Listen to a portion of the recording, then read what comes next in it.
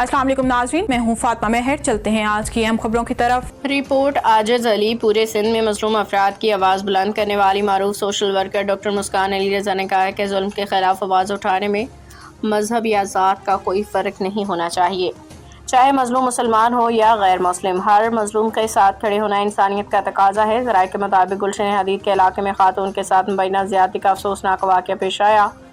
متاثرہ خاتون کے ساتھ زیادتی کا الزام اشوک نامی شخص پہ عائد کیا گیا ہے، جس کے بارے میں بتایا جا رہا ہے کہ وہ ایک پرائمری اسکول کے ہیڈ ماسٹر ہے۔ اطلاعات کے مطابق ملزم کو بچانے کے لیے بعض مقامی سیاسی شخصیات کی جانب سے کوششیں بھی کی گئیں، تاہم بعد ازاں اسٹیل ٹاؤن تھانے میں مقدمہ درج کر لیا گیا ہے۔